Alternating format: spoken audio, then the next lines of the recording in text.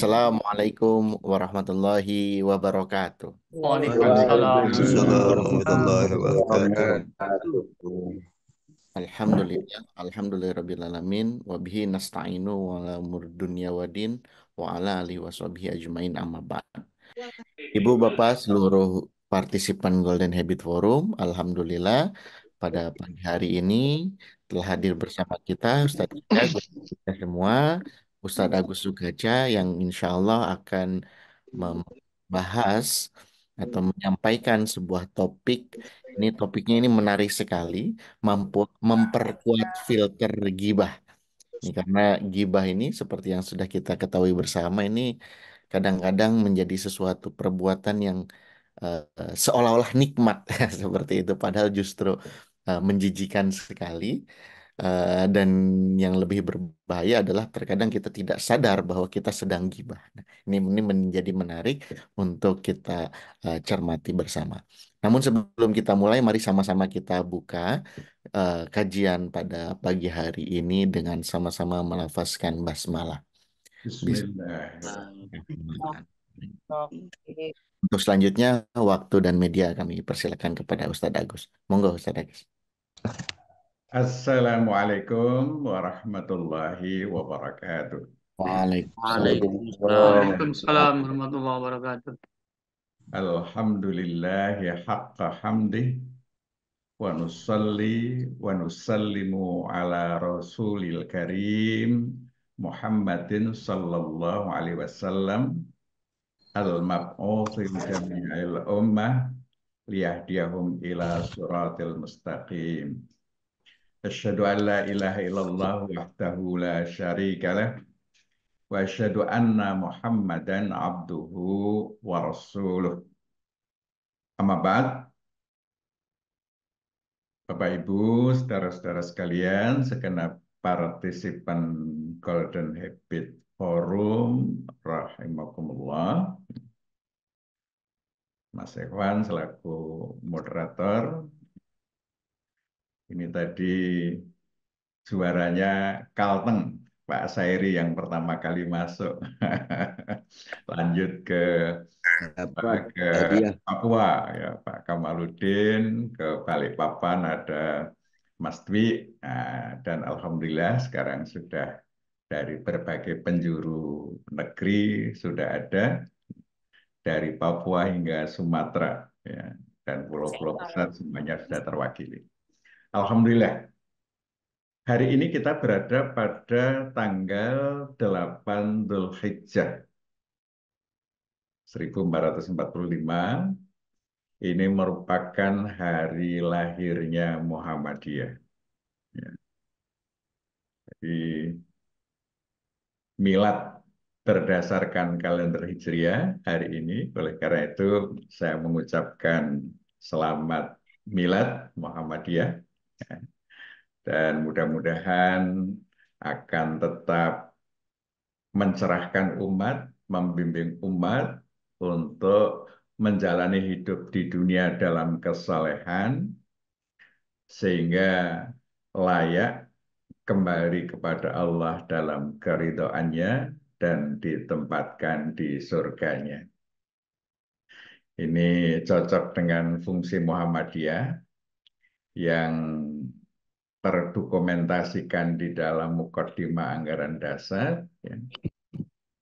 Semoga dengan Muhammadiyah ini dapatlah kiranya umat Islam diantarkan ke pintu gerbang surga Jannatun Naim. Saya memahami ini sebagai deklarasi fungsi Muhammadiyah menjadi kendaraan besar untuk menuju gerbang surga. Sehingga bermuhammadiyah itu seharusnya menjadi langkah-langkah penting kita untuk menuju gerbang surga. Jadi kehidupan kita di dunia ini ya, merupakan perjalanan menuju gerbang surga. Gerbangnya di mana? Gerbangnya ketika kematian. Ketika Allah telah memanggil kita, kalau kita meninggal dalam keadaan soleh, maka kita sampai ke gerbang surga. Selanjutnya perjalanan selanjutnya Muhammadiyah sudah tidak turut campur. Ya. Jadi ketika kita berada di alam kubur, nanti di yaumil mahsyar, hingga kita sampai ke surga, maka Muhammadiyah sudah tidak bisa intervensi lagi. Intervensi yang dilakukan Muhammadiyah ketika masih ada di dunia ini, kita dibimbing, kita dibina untuk hidup sesuai dengan petunjuk Allah yang termaktub di dalam Al-Quran dan Sunnah Rasulnya. Kita doakan bersama, ya, mudah-mudahan tetap bisa membimbing umat ya, hingga akhir zaman kelak. Baiklah, Bapak Ibu sekalian, ya, kita kali ini masih melanjutkan topik sebelumnya terkait dengan mastering speech, ya. Memaster pembicaraan sehingga yang keluar dari lesan kita itu hanya yang baik-baik saja. Karena ini menjadi indikator keimanan kita. Mangkana yu'minu billahi wal yaumil akhir fal yakul khairan au liyasmut. Barang siapa yang beriman kepada Allah dan hari akhir, hendaklah berkata-kata yang baik. Kalau tidak mampu berkata-kata yang baik, hendaknya diam. Jadi mulut kita, lesan kita, kita kunci ketika ada dorongan untuk berkata-kata yang tidak baik. Ini indikator keimanan kita, ya. Apa yang kita ucapkan di dalam mulut kita. Di Sabtu yang lalu kita sudah membahas bagaimana kita menfiltrasi kebohongan. Sehingga kebohongan itu tidak sampai terucap di dalam lesan kita. Jadi kalau kosakata kebohongan itu ada di dalam memori kita, tetapi kita filter, kita saring, sehingga tidak masuk di dalam lesan kita menjadi pembicaraan kita. Nah, hari ini kita berbicara tentang riba. Bagaimana kita melakukan filtering, ya, memfilter riba supaya tidak sampai keluar ya, di dalam pembicaraan kita. Episode 158 memperkuat filter riba. Nah, ini sekedar mengingatkan apa yang telah kita kaji sebelumnya, bahwa kita perlu membuat mekanisme di dalam memori kita. Apapun yang kita dengar, apapun yang kita lihat, termemorize di dalam pikiran kita, di dalam memori kita. Nah, memori kita itu kemudian mengatur sebuah mekanisme hanya mampu mengeluarkan kalimat-kalimat yang diridhoi Allah. Yatakallam bil kalimati mirridwanillah la yulqi laha balan. Jadi hanya berbicara dengan kalimat-kalimat yang diridhoi Allah tanpa dipikir-pikir lagi. Ini artinya apa? Artinya sudah menjadi apa? Menjadi mekanisme yang terjadi begitu saja. Karena kita sudah menyusun filtering atau mekanisme di dalam memori kita, di dalam otak kita, ya, bahwa yang keluar itu hanya kalimat-kalimat yang diridhai Allah. Ya. Kalimat yang benar, yang baik, intonasinya pas, raut mukanya baik ketika kita menyampaikan. Nah, filtering atau mekanisme ini yang kalau di dalam kedokteran itu dipelajari, ya, itu berada di area broca di dalam otak kita, ya, area yang memerintahkan kita bicara, maka area broca kita itu hanya memerintahkan kalimat-kalimat yang baik saja. Ya, ini idealnya seperti itu. Ya, ini mestinya yang kita latihkan kepada diri kita. Kita hanya berbicara kalimat-kalimat yang benar dan baik. Terkait dengan riba, ini Allah Subhanahu wa taala berfirman, ya, A'udzubillahi minasyaitonirrajim. Ya ayyuhalladzina amanu istanibu katsiran minadz-dzan inna ba'dadz-dzanni ismun wala tajassasu wala yaghtab ba'dukum ba'dha ayuhibbu ahadukum ayyakula lahma akhi maitan fakarihtumu wattaqullah innallaha tawwabur rahim. Wahai orang-orang yang beriman, jauhilah kebanyakan dzan atau prasangka, karena sesungguhnya sebagian prasangka adalah dosa. Janganlah kamu sekalian mencari-cari kesalahan orang lain, dan janganlah kamu sekalian berghibah satu sama lain. Adakah seseorang di antara kamu sekalian yang suka makan daging saudaranya yang sudah mati? Tentu kamu merasa jijik kepadanya. Bertakwalah kepada Allah, sesungguhnya Allah Maha Penerima Taubat, lagi Maha Penyayang. Quran Surah Al-Hujurat ayat 12. Nah, Bapak sekalian, ini yang menarik. Di situ kita dilarang banyak berprasangka, adzan, tajassus, mencari-cari kesalahan, al-ghibah, ya, membicarakan keburukan. Dan di situ kita ditanya, apakah kamu suka makan daging saudaramu yang telah mati? Ya, jadi makan apa? Makan mayat itu ya. Sehingga prasangka, mencari-cari kesalahan, kemudian membicarakan keburukannya, riba, ini merupakan sesuatu yang dilarang. Dari Allah menegaskan pelarangannya, dan itu mempunyai dampak sebagai apa?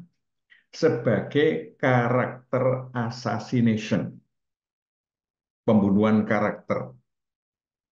Nah, pembunuhan ini kemudian Allah mengibaratkan, ya, orang yang berhibah itu seperti makan daging saudaranya yang telah mati. Jadi makan mayatnya, makan daging mayatnya. Jadi saudara yang diribai itu diibaratkan sebagai apa? Sebagai mayat, mati. Karena dengan riba itu kan dibicarakan keburukan-keburukan. Orang kalau yang dilihat hanya keburukan-keburukan, lah itu seperti pembunuhan itu ya. Dan kita semua ini, siapa sih yang tidak punya keburukan? Pasti kita mempunyai keburukan. Kita ini terlihat baik, itu karena keburukan-keburukan kita tidak diketahui oleh orang lain. Maka kita diperintahkan oleh Allah jangan membicarakan keburukan orang lain, supaya orang lain tidak juga membicarakan keburukan kita. Kalau yang terlihat dari kita itu adalah keburukan-keburukan, nggak ada kelihatan baiknya. Untung ya, kita ditutupi, ya, dilindungi keburukan-keburukan kita dari diketahui oleh orang lain. Dan orang yang melindungi keburukan saudaranya, dalam arti tidak menceritakan keburukan saudaranya, maka Allah akan menutup keburukan-keburukan kita. Jadi meskipun ada sisi buruk pada diri kita, tetapi tidak diketahui oleh publik karena Allah menjaganya. Dan penjagaan Allah itu diawali dengan penjagaan kita terhadap saudara kita.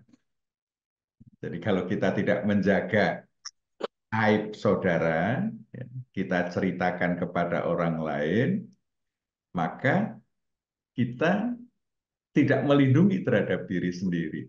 Ya. Tidak melindungi terhadap aib diri sendiri. Nah, kita semua pasti punya aib. Dan ini yang luar biasa, Allah mengibaratkan berghibah itu adalah pembunuhan karakter. Sehingga ini sebenarnya kita harus yakin bahwa berghibah itu sesuatu yang berat. Allah memberikan petunjuk kepada kita, jangan ghibah. Dan di dalam tauhid kita, itu harusnya menjadikan ketentuan Allah sebagai pertimbangan terpenting di dalam memutuskan untuk melakukan atau tidak melakukan suatu aktivitas.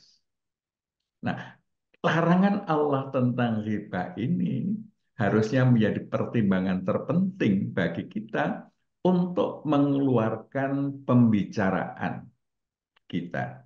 Ya, jadi kita jadikan lesan kita itu sepenuhnya bersandar pada aturan Allah, maka lesan kita menjauhi riba.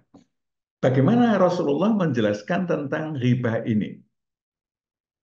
Ini dari Abu Hurairah bahwa Rasulullah Shallallahu Alaihi Wasallam bertanya, "Atadruna mal ghibah?" Tahukah kamu sekalian apakah ghibah itu? Para sahabat menjawab, Allah wa rasuluhu a'lam. Allah dan Rasulnya lebih tahu. Maka beliau bersabda, riba itu adalah zikruka akhaka bima yakrah. Riba itu adalah pembicaraanmu tentang saudaramu sesuatu yang tidak ia sukai. Jadi membicarakan sesuatu tentang saudara kita di mana dia tidak suka untuk dibicarakan. Maka para sahabat bertanya, "Ya Rasulullah, bagaimana apabila yang saya bicarakan itu memang sesuai kenyataannya? Afara'aita in kana fi akhi ma aqul?" Maka Rasulullah memberikan penjelasan, in kana fihi ma taqul faqad ikhtabtahu wa illam yakun fihi faqad bahattah. Apabila yang kamu katakan benar adanya, maka kamu telah menghibahnya. Dan apabila yang kamu bicarakan tidak benar atau tidak ada padanya, maka kamu telah membuat kebohongan terhadapnya. Masya Allah. Ya. Jadi riba itu adalah membicarakan, memperbincangkan tentang kebenaran yang merupakan kenyataan buruk, merupakan aib. merupakan sesuatu yang tidak disukai oleh saudara-saudara kita. Jadi nyata terjadi, nyata merupakan kondisi yang dialami saudara kita perbincangkan, itu adalah ghibah. Tetapi kalau yang kita perbincangkan itu sesuatu yang tidak nyata, tidak benar, ini luar biasa. Fakot ba'attah, engkau telah membuat kebohongan. Di Sabtu yang lalu kita membahas bohong itu bisa menghilangkan iman kita. Karena Rasulullah ketika ditanya, mungkinkah seorang mukmin itu bohong? Lah, tidak mungkin seorang mukmin itu bohong. Ya, jadi ini luar biasa.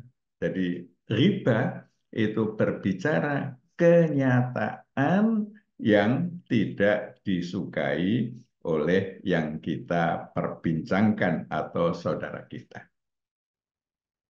Nah, pada umumnya manusia itu tidak suka aib dan kekurangannya menjadi bahan perbincangan publik. Saya kira kita sama ya. Jadi kalau kita punya kekurangan, kita punya keburukan, itu menjadi perbincangan publik, nah, itu kita merasa tidak nyaman. Demikian juga orang lain. Ya. Kalau kekurangannya, keburukannya diperbincangkan, dia akan tidak nyaman. Nah, bahan ribah ini menurut An-Nawawi dalam kitabnya Al-Azkar, itu bisa merupakan keadaan tubuhnya, bisa agamanya, dunianya, dirinya, akhlaknya, hartanya, keluarganya, gerak-geriknya, raut muka, dan lain-lain yang berhubungan dengannya. Ya, yang menurut tubuh, ya mungkin tubuhnya ada cacatnya, mungkin punya penyakit.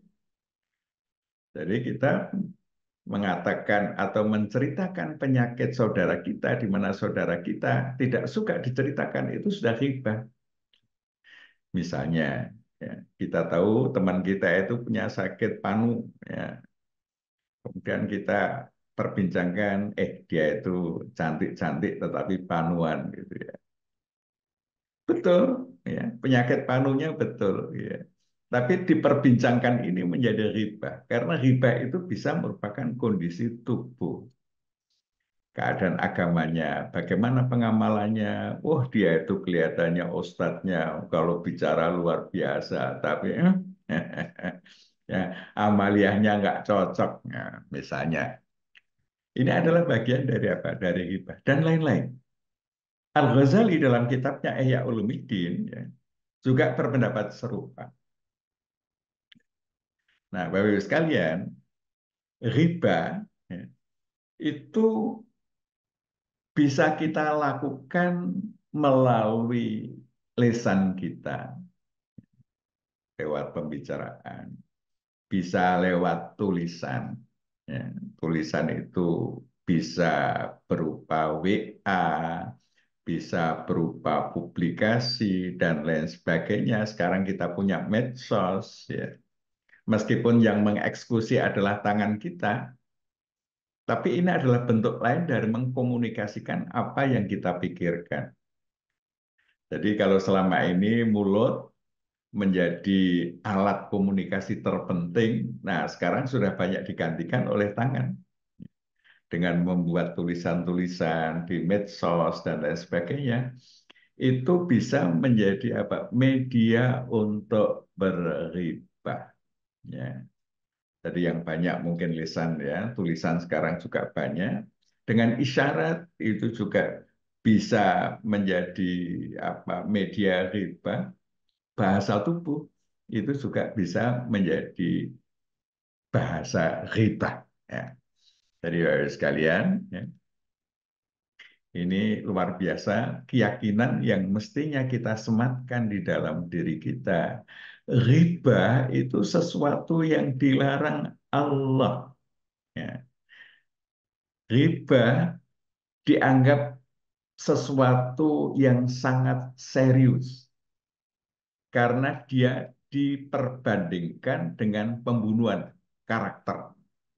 Yang dibunuh bukan fisiknya, tetapi karakternya. Sehingga orang yang senantiasa menjadi bahan riba itu kelihatan mati. Karena apa? Kelihatan hanya buruknya.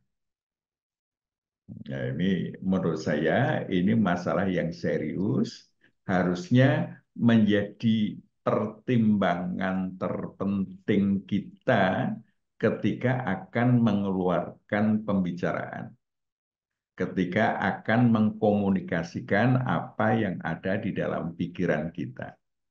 Kalau itu masuk kategori riba, maka kita harus kunci mulut kita, tidak mengucapkannya. Kita harus perintahkan tangan kita untuk tidak memencet tombol-tombol keyboard untuk menulis sesuatu tentang riba, maupun bahasa tubuh kita, bahasa isyarat kita tidak melakukan. Jadi pada aspek keyakinan, ya, ini harus menjadi keyakinan kita. Riba adalah sesuatu masalah yang sangat serius. Sehingga Bapak sekalian, ini harus kita jadikan akhlak kita, menghindari akhlak buruk suka berriba. Ya. Jadi orang yang suka berriba, akhlaknya buruk. Ya. Oleh karena itu, kita bangun memori. Akhlak baiknya adalah ya, memori kita tidak mungkin untuk meloloskan pembicaraan riba di dalam mulut maupun jari jemari kita. Ini akhlak yang mesti kita bangun. Sehingga terjadi kondisi ya di dalam memori kita memfiltrasi berbagai macam jenis riba ya, supaya tidak diinstruksikan oleh area broca ke lesan kita untuk dibicarakan, atau tidak diinstruksikan ke jari jemari kita untuk kita lakukan. Nah, kalau ini terjadi, ya, maka mulut kita hanya akan mengeluarkan kata-kata yang baik, ya. Sementara yang bohong, makian, celaan, riba, ya, kita tahu makian, bohong, ya, riba itu orang yang bisa berbicara kalimat-kalimat yang dimurkai Allah tanpa dipikir-pikir, ini akan menjerumuskan ke neraka. Itu keyakinan yang mesti kita masukkan ke dalam hati kita, sehingga proses filtrasi tadi akan mengunci mulut kita dari perkataan-perkataan yang tidak baik, ya, termasuk dari riba. Jadi mulut kita tidak bisa mengucapkan atau menyampaikan tentang riba. Maka ketidakmampuan mulut mengkomunikasikan riba kepada orang lain ini adalah adab atau sesuatu yang terlihat. Akhlaknya itu adalah konstruksi batin, ya, sesuatu yang ada di dalam memori kita, di mana memori kita sudah memfilter riba. Itu tidak akan lolos sampai ke mulut kita, sampai ke jari-jari tangan kita. Inilah yang seharusnya kita lakukan, sehingga proses filtering itu berjalan dengan baik.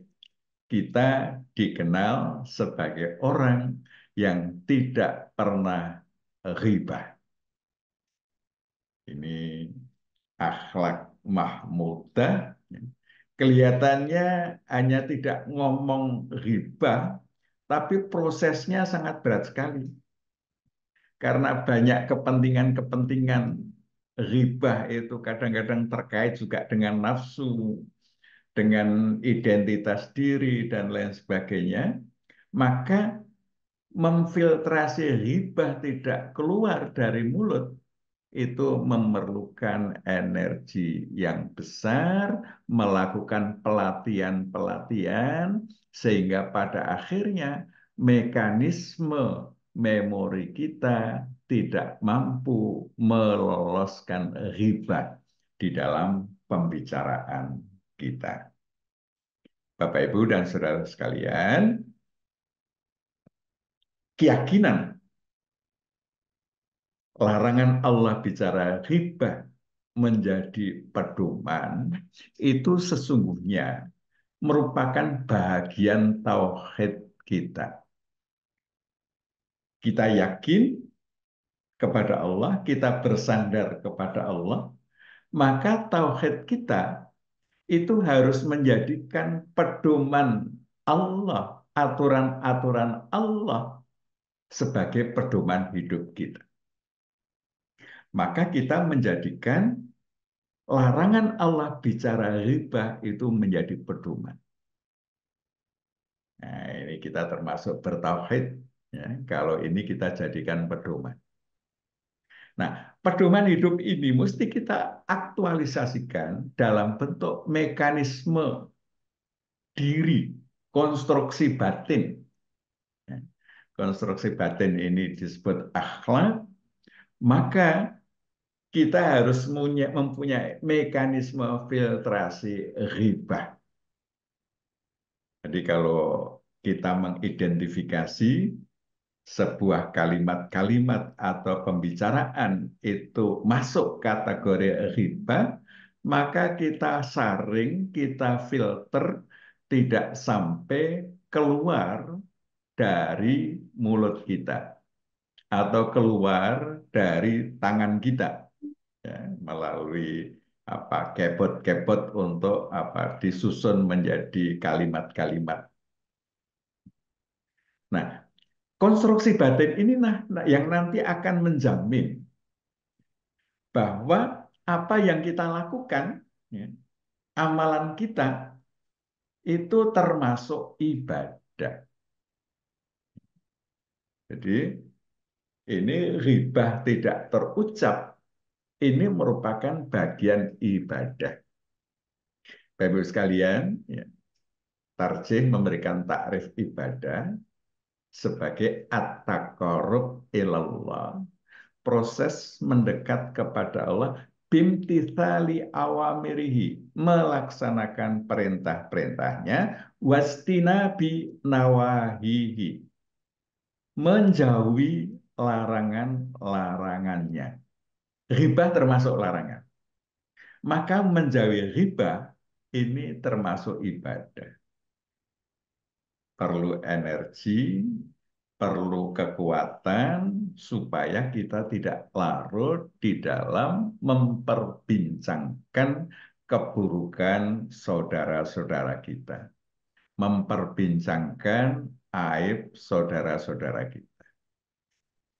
Nah, insya Allah, ya, ini kalau bisa kita lakukan akan muncul suasana yang kondusif. Sebab riba itu akan memeloroti semangat kita. Jadi kalau banyak riba, biasanya semangatnya menjadi tidak optimal, ya. Kita menjadi lesu, loyo, ya. Karena yang dilihat orang artinya keburukan-keburukan kita, maka di dalam melakukan berbagai amalan, ya, ini juga akan terpengaruh. Oleh karena itu, Bapak Ibu sekalian, kita perlu berjuang, ya, untuk tidak meloloskan riba dari mulut, dari tangan-tangan kita, tulisan-tulisan kita, dan dari bahasa tubuh, isyarat tubuh, dan lain sebagainya. Sehingga yang lolos hanya yang baik-baik saja. Ini bagian dari indikator keimanan kita. Demikian Bapak Ibu sekalian, ya mohon nanti diperkaya oleh para ustadz, para kiai yang hadir, ya juga para anggota partisipan Golden David Forum, ya mudah-mudahan akan semakin kaya dan kita berada pada lingkungan yang berbicara kebaikan. Adanallah ya kemajmain. Asra minallah fatun karib. Assalamualaikum warahmatullahi wabarakatuh.